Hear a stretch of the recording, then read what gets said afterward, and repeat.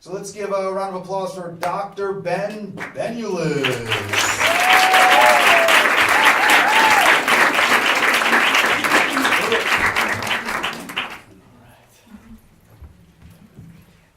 Thank you, Cam. Thank you for everybody who came out tonight. All my friends that I invited, glad you guys showed up. I just got a text from one of my friends, maybe like 20 minutes ago, saying, I can't make it tonight, and then a picture of a bruise on her leg. Like what, you want me to work on you, or you got some kind of Flintstone car that you can't pedal push? What's going on? So,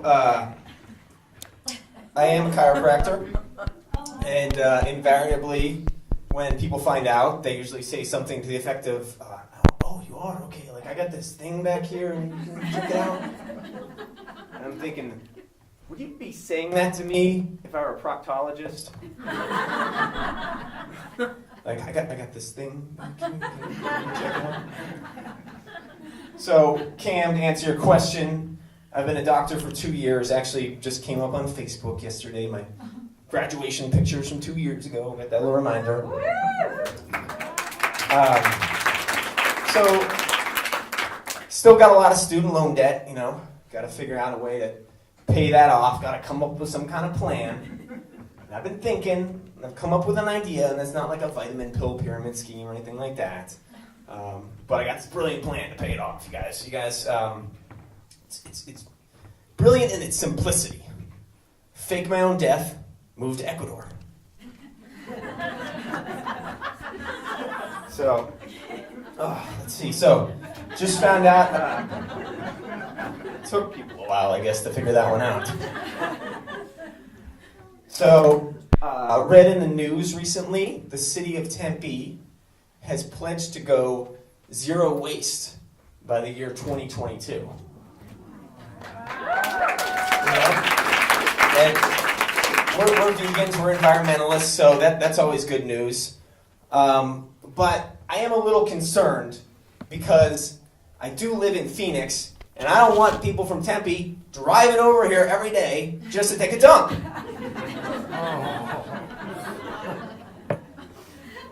Let's see, wrote the set list down on the hand, have to keep looking at it. Okay. So, anybody got aging parents? Aging parents? Kind of hitting retirement age, and then you had that conversation with them where you realize, like, maybe things are starting to go downhill. Had that with my mom the other day. She said, we canceled the Netflix account because we started renting DVDs from the library.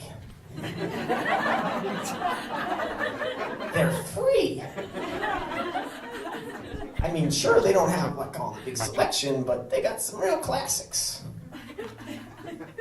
The other night, we watched Back to the Future 2.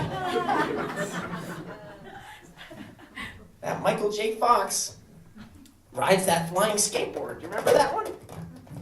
You know, you used to be an engineer. You should invent a flying skateboard. Bet you can make $1 million. Like, yeah, Mom, that's exactly what I need. A flying skateboard and $1 million. Please. All right. Yeah! Oh, okay. All right, thank you. All right. So, okay. So have you ever thought about what it would be like to take over the microphone, and maybe not at an event like this, but like, say you're on an airplane and it's like, ladies and gentlemen, this is your captain speaking. It seems we're experiencing a small problem with the aircraft. We have So let's all pray together and Godspeed. Go into like Whole Foods or Sprouts, get on the microphone, get on the PA. Attention shoppers in the gluten-free aisle. Just a reminder that there are plenty of gluten-free items in the produce aisle.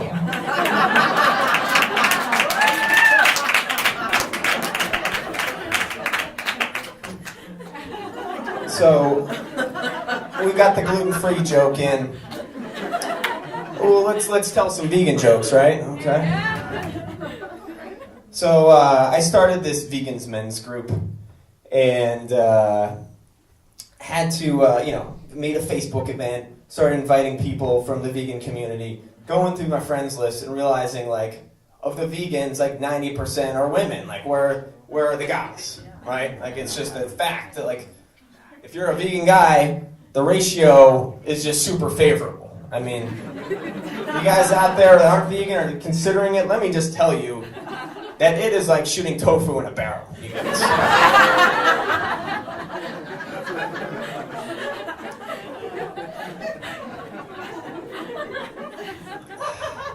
Now, what you vegan women don't know is that every vegan guy, this is a little secret, guys, I'm spilling the beans, I apologize.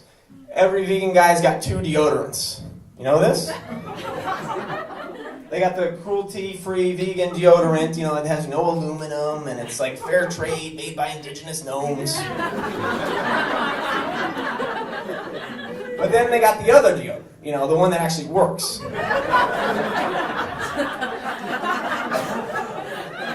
So, these vegan restaurants, we're always getting new ones. Super excited for Chef Jason and his new spot. Let's give it up for Chef Jason.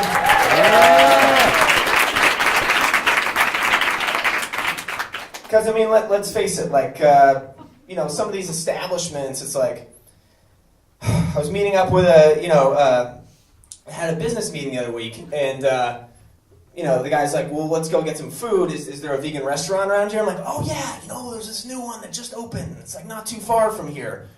We gotta check it out. It's really good. And he's like, okay, well, let me put it in my GPS. Like, what's the name?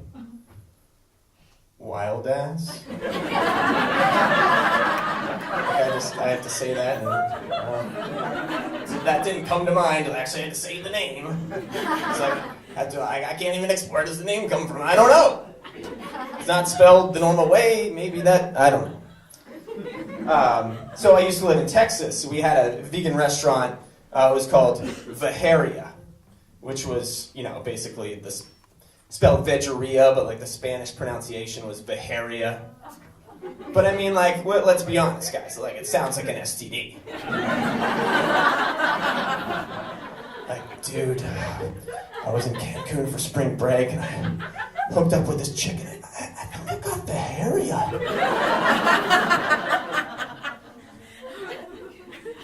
So, one challenge as a vegan is, it's being out on the road, right? Like, sometimes when you're traveling, it's a little bit harder to do, but we do what we can to plan ahead and stick with it and, persevere. But let's face it, like, sometimes you're out on, like, these long drives, like maybe between Phoenix and LA on the 10, and there's just, like, there's nowhere to stop. Like, there's just nothing out there. So, made me rethink a few things. Came up with a new jingle for McDonald's, right? Like, ba-da-ba-ba-ba, I'm pooping there. All right, thank you guys.